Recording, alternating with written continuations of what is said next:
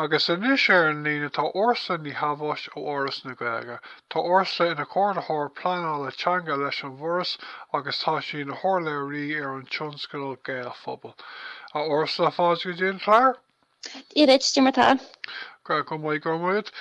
Cai mé rá bhfuil an tima gom san achtas fasachta atá siúla goibh san áras fí láthair mar gheall na tionscnaimh Líonraí Gaeilge agus Bailte Seirbhíse Gaeltachta a Ursula. Dús an féid leat mábhar chuna thabhairt do mar ríis faoin bóisés chun Líonraí Gaeilge agus Bailte Seirbhíse Gaeltachta a bheith aitheanta a gcuin sa tíir seo? Cinnte, well, an bunaigh sa tá leis an Fhoras Pleanála faoi láthair tá sin séil ach na Gaeltachta dheabhíle sa dóigh agus tre sin bíon stratas fíche bíon an Gaeilge, agus bíon takeúte síon an stratas sin. Chruthí siad sin an infrastructure leis an Fhoras Pleanála Teanga atá na seogaine. So luis sin na Líonraí Gaeilge, na Bailte Seirbhíse Gaeltachta agus droid na Limster Pleanála Teanga Gaeltachta. Tá me sig léir leis na Líonraí agus leis na Bailte Seirbhíse Gaeltachta atá lasmaí dan Gaeltacht. An rud atá gist na go dagan na pobl seo le chéile, na pobl into na Líonraí nó into na Bailte Seirbhíse, tagan siad le chéile, olbhíonn siad plán teanga, bud chéalaíonn gneann siad taide go déan siad a Gorlia leis an phobal áitiúil hartar hu agus go nácan siad ar na riachtainna setá an phobal sin. Curann siad sin ar fad isteach a plánteanga agus chuirtar an plánteanga sin a bhaim thar se 7 milliún. Agus tá muoinú dul de sin de takeíocht leanaí nach dul de sin agus tá achantas ifigúil tócha donna ceantracha seo mar Líonraí nó mar Bailte Seirbhíse. Okay, Boyd an dúró isteach ar an Líonraí níos mó ná na Bailte Seirbhíse Gaeltachta inniu mar tá fórmhar dá lucht éisteachta inniu lunathe maiile a clé. Tá Líonra amháin aitheanta maiile a clé inniu agus tá si bheith súil go bheith níos mó Líonraí aitheanta an bhfuil? Tá amachchan seo bhhailinn go méid til grúpaí an cinil teacht ar an scéim Líonraí fásta. Okay, tá is a gom ghfuil seád bhaile clún dáchan aitheanta a gcuibh mar Líonraí Gaeilge agus deirfinn ghfuil céile sin mar tá trí ghailscoil sa ceanta agus tá áras crón an freisin. An féidir tuile sunraí a thabhairt dom faoina ceantar eile a maiile a clé ina bhfuiltar ag súil go méid Líonraí Gaeilge eile aitheanta an tú?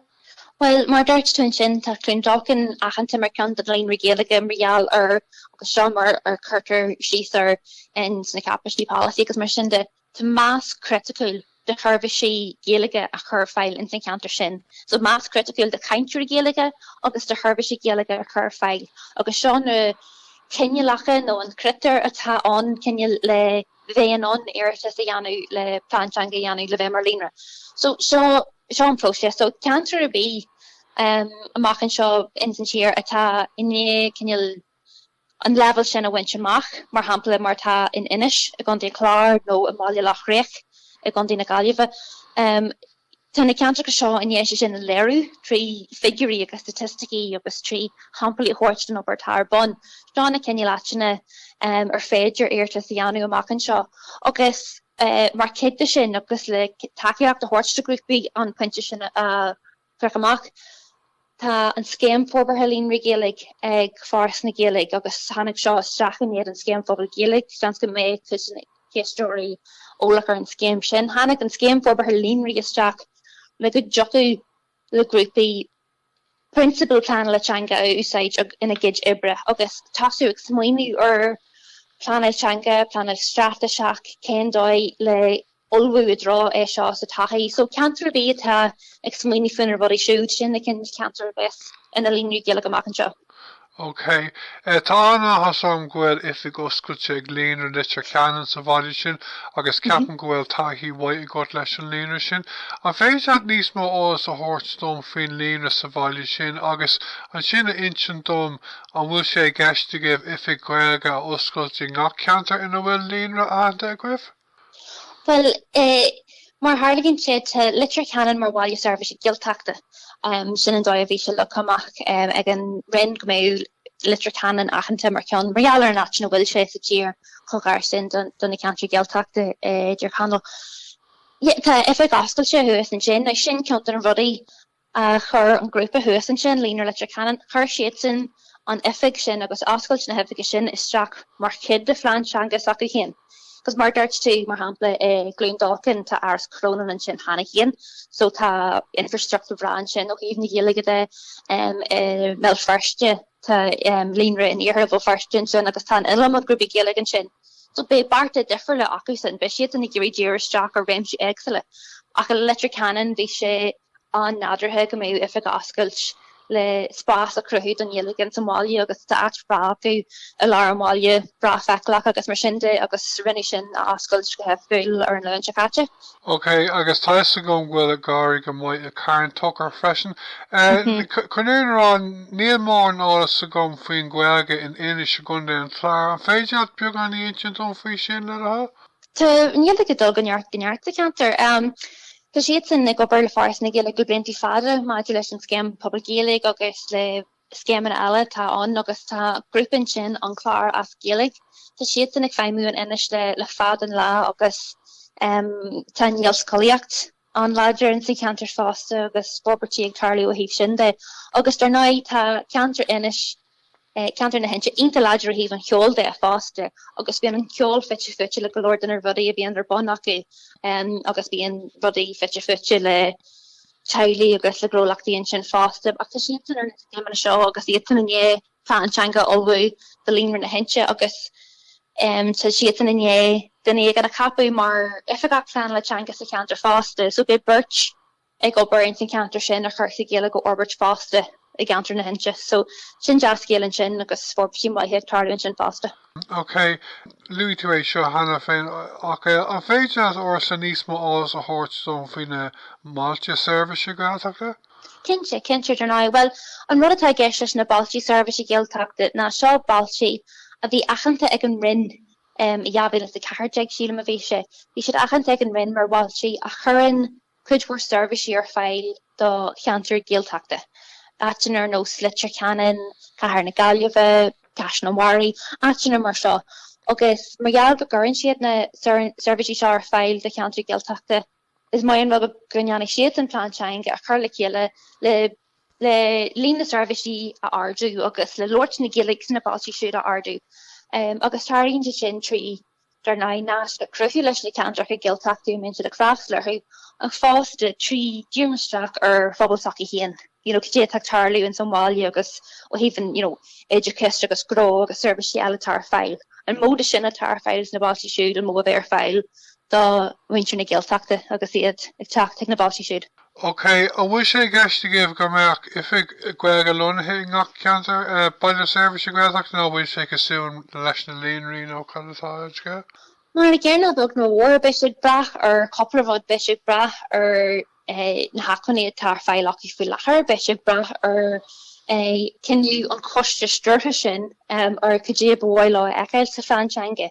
Golóir den na háitina be ifig réachtanach agus sin an rud is fearr bheith an dóibhinn san phláán ach de cheantarcha eile, sean go mé rudí eile acu, mar cé go bhfuil na duine ag takeú leis na ceantarcha seo tríd an fósias Pleanála Teanga. An rud atá an faoi na Janan gach ceantar cinniú dóibh hían maidir le dé an rud is fearr le ceantar. Den counter na bhfuil siad.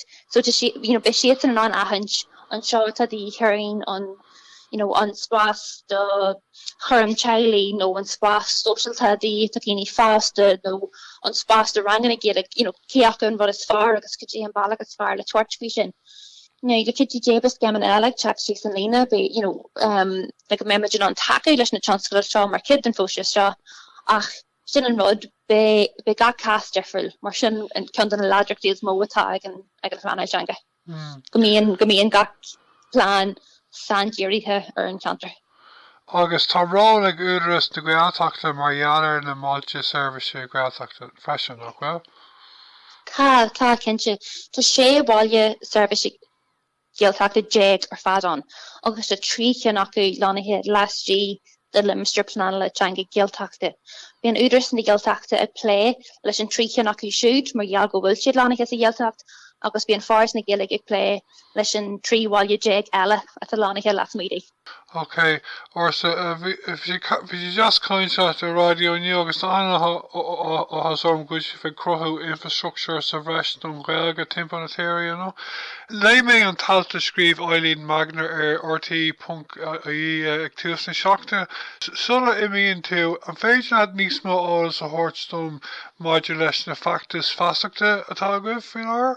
Kense je verhalen well Gaelphobal in Teanga matá an actus fasachta tarsúla in inis agus an rud atá gceist na gur bhaileann gar rud a dheanú go bunasach go bhaileann salas a caiithú ar nobar fad atá dheanú ag na ceantracha seo and you know na ceantracha bhfuil Pleanála Teanga óbithe agus a chur a bhaimimeacha agus ba bhaileann takeíocht a thuirt den na grúpi siúd fásta nó de grúpi a thuici ina nné so mar cid de sin tá siú vigilín agin Gaelphobal pancaí agus tá acmhaí ar sin a bheith na cidiú de grúpi tá fisein an na léiríonn an obair tarsúlans na ceantracha áitiile. You take a leir bhí ar an siú sin cinneal a thugan léirgus ar an fóstas Pleanála trí chéile chumáile sin tá podcréalúáin ag glóirt le daoine maidir leis an taithí atá acu chéan leis an fóstas Pleanála agus cóirle bhéh acu do ghaoine amach an seo. Agus sin na factas áitiile tá muid géirí ard an phobal ins na ceantracha siúd a ardú le go digi siad bhfuil an obair sin arsúil ina gceantracha sa haon le daoine nua bhailigúisteach le go dogtar achantas don obair sin atá arsúil. Go sin atá gceist le Gaelphobal bhaileann na Bailte Seirbhíse agus na Líonraí agus grúpi orla sí san lína ó chuirteisteach le gur féidir lá cinneal lás a bhaint ag na hacanna seo agus eisper sacr bhaint le daoine eile. Si an gúil rins clúdi hagan in sin, but just bhil an siú the were reached daoine Gaelphobal pancaí an seoú an siú idirlín sin mas mai le daoine teleola seil faoi agus tá muid gcóí sásta meallan daoine teagháilinn le teleola seil.